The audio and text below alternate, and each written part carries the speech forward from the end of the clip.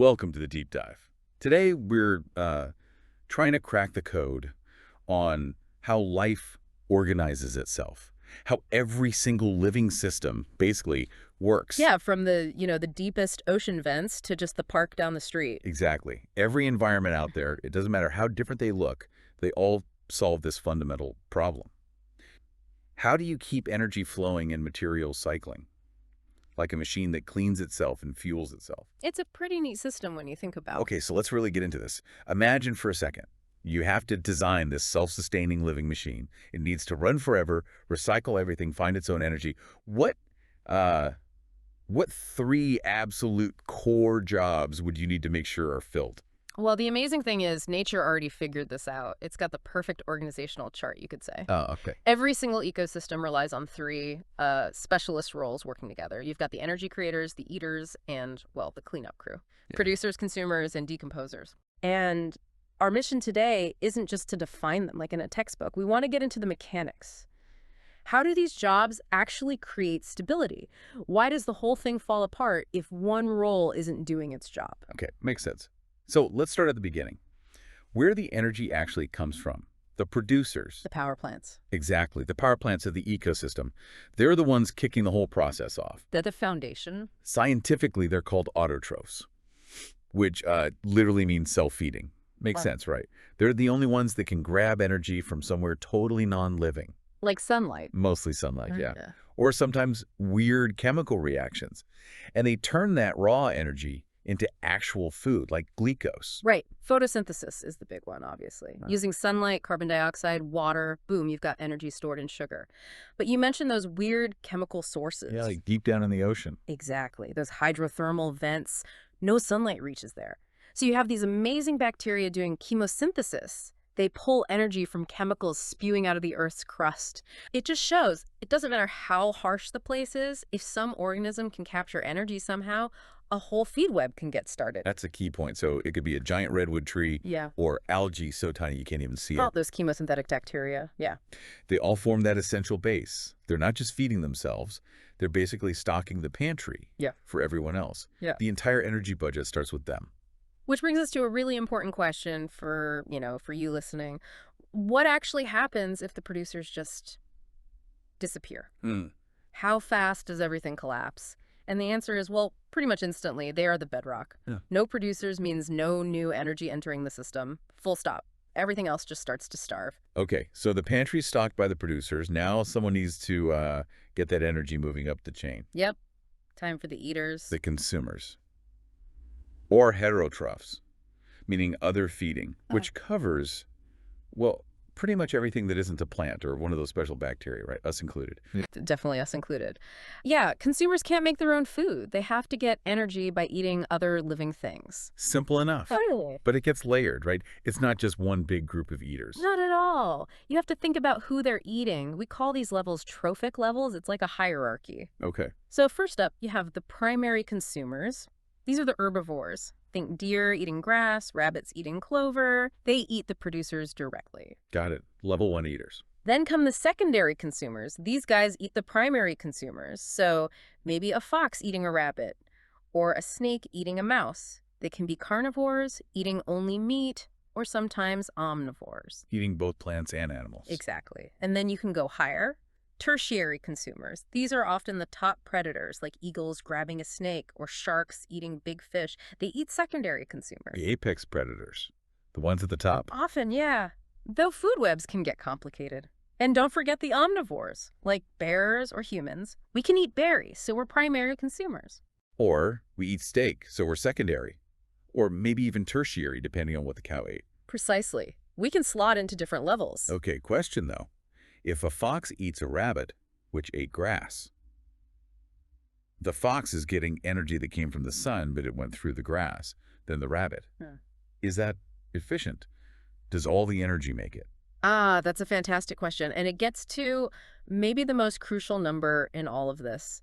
The 10% rule. The 10% rule. Okay. On average, and this is just an average, it varies, only about 10% of the energy that's stored in one trophic level actually gets converted into biomass in the next level up. Wait, only 10%. What happens to the other 90? Lost. Most of it is lost as heat. Yeah. Just, the cost of living, moving around, breathing, staying warm. Plus, not every part of an organism gets eaten or digested. Wow, 90% loss at each step. That's huge. So if you picture it like a pyramid, Exactly, the biomass pyramid. the producer level at the bottom has to be enormous, absolutely massive, just to support a slightly smaller level of herbivores. At a much smaller level of secondary consumers.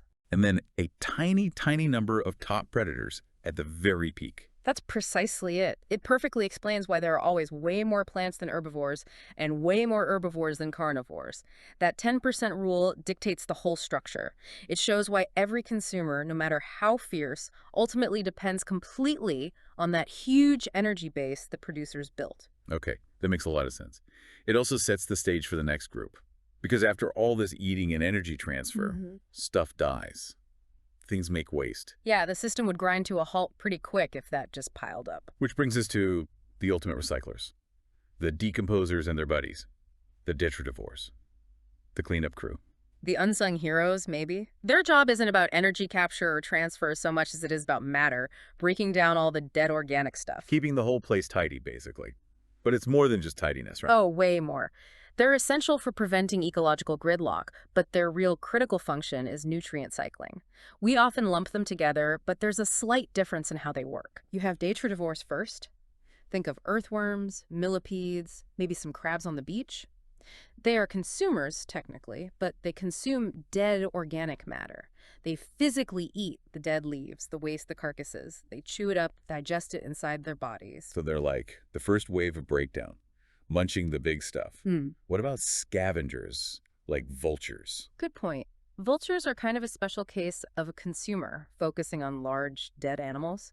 They speed up the process for the smaller guys, but detritivores handle the bulk of the finer debris. Right. And then the true decomposers. That's the fungi and bacteria. Exactly. Fungi mushrooms are just the fruiting bodies we see, and bacteria. These guys are the master chemists. They don't really eat in the same way. They release powerful enzymes outside their bodies. Like onto the dead log or leaf litter. Precisely. These enzymes break down the complex organic molecules externally, almost like pre-digesting it for the environment.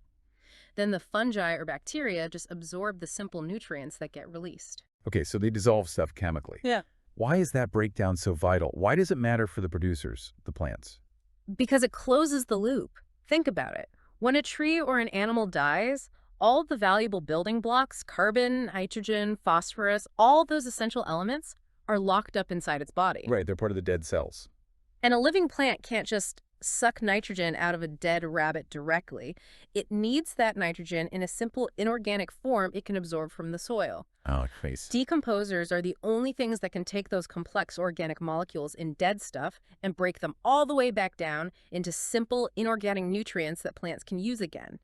They run the entire nitrogen cycle, the carbon cycle, without them. The soil would run out of nutrients. Completely. It would become sterile, plants couldn't grow, the producers would starve, not for energy, but for the actual materials they need to build themselves.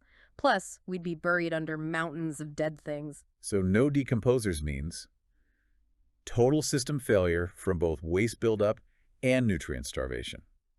Wow. Okay. It's pretty fundamental. Let's put this all together then. Let's trace the energy in the matter. We have that boreal forest example. Can we walk through that chain? Yeah, good idea.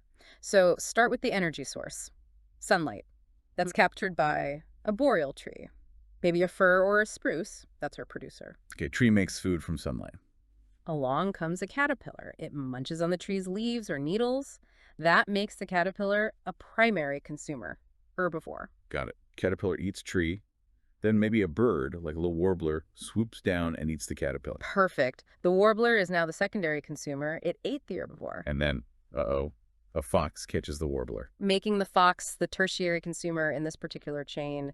It ate the carnivore. Well, insectivore in this case. Okay, so energy went sun tree, caterpillar, warbler, fox. What about the decomposers? Well, eventually the fox dies. Maybe old age, maybe disease, doesn't matter. Its body lies on the forest floor. Now the decomposes, the fungi and bacteria go to work. Breaking down the fur, bones, everything. Exactly. Releasing all those nutrients, the nitrogen, the phosphorus, back into the soil. And those nutrients get taken up by the roots of the bortle trees again. Closing the loop. The matter gets recycled, ready for the producers to capture new energy and start the whole cycle over. That's a really clear example. But you mentioned earlier, it's usually not just a simple chain like that, right? Almost never. That's where food webs come in. Reality is much messier, much more interconnected. How so? Well, that warbler probably doesn't only eat caterpillars, it eats other insects too. And the fox doesn't only eat warblers. It eats rabbits, mice, maybe even some berries. Ah, okay. So everyone's eating multiple things. Yeah. And getting eaten by multiple things. Exactly. It's a web, a network of connections. That caterpillar might also be eaten by a shrew, which is then eaten by an owl. The energy flows along many paths simultaneously. That sounds more realistic. Okay, let's test ourselves. Quick review using some of the examples we've touched on. Producer, consumer, or decomposer. Ready? Let's do it. Algae floating in a pond. Producer, definitely. Using sunlight. Okay, a big polar bear out on the ice. Consumer, high-level consumer, probably tertiary or even quaternary, eating seals which eat fish, etc. Right. How about a mushroom popping up on a dead log? Decomposer, classic decomposer, breaking down that wood. Okay, a little crab scavenging on a dead fish washed ashore. Ooh, good one. It's a consumer, but specifically a detritivore, eating dead stuff. So it's part of the cleanup crew, but still technically consuming. Right, transferring energy from something already dead. Yeah. Okay, last one. Bacteria working away in a compost bin. Decomposer, absolutely vital decomposer, turning kitchen scraps back into usable nutrients for the garden. Perfect. Okay, thinking a bit deeper now. We said omnivores like bears, or us, can be on multiple consumer levels. But what about the decomposers? Do they fit neatly into one trophic level? That's a really interesting point. Functionally, no, not really. Decomposers don't care if they're breaking down a dead plant producer, a dead rabbit, primary consumer, or a dead fox, tertiary consumer. They just break down anything organic that's dead. Exactly. They operate across all trophic levels simultaneously. They take the waste and the dead bodies from the entire pyramid and return the raw materials back to the base. They're kind of outside the standard energy flow pyramid in that sense, but utterly essential to keeping it going. Which ties back to that challenge. Could a food web survive if, say, just one important species vanished? It really depends. How complex is the web? How important was that species? If you lose the main, or maybe the only, producer in a simple system, everything crashes. Makes sense. If you lose a key decomposer species, nutrient cycling could slow down dramatically, starting the producers. But if you lose one type of secondary consumer in a really complex web, maybe other predators pick up the slack, or the prey finds other ways to be controlled. Redundancy helps. So complexity can add stability up to a point. Right. But the three core roles, producing, consuming, decomposing, always have to be filled somehow. The specific species might change, but the jobs need doing. Okay, let's try and synthesize this. We've got the producers, they're the energy foundation, capturing sunlight or chemical energy. Building all the initial biomass. Yep. Then consumers move that energy up through the levels, herbivores, carnivores, omnivores, but losing about 90% at each step. That 10% rule is key. Absolutely key for understanding the structure. And finally, the decomposers and detritivores, the master recyclers, breaking down all the waste and dead stuff, returning essential nutrients to the soil so the producers can use them again. Completing the cycle of matter, it's elegant, really. It is a completely closed-loop system, running on external energy but recycling all its own parts. Which leads to maybe a final thought for you to ponder. We often focus on the big, impressive animals, the apex predators at the top of the food web. Like the polar bear or the eagle. Right. But think about this. Why are those microscopic bacteria and fungi working away silently in the dirt? Potentially just as crucial, maybe even more crucial for keeping the entire planet's ecosystems healthy and stable as those top predators.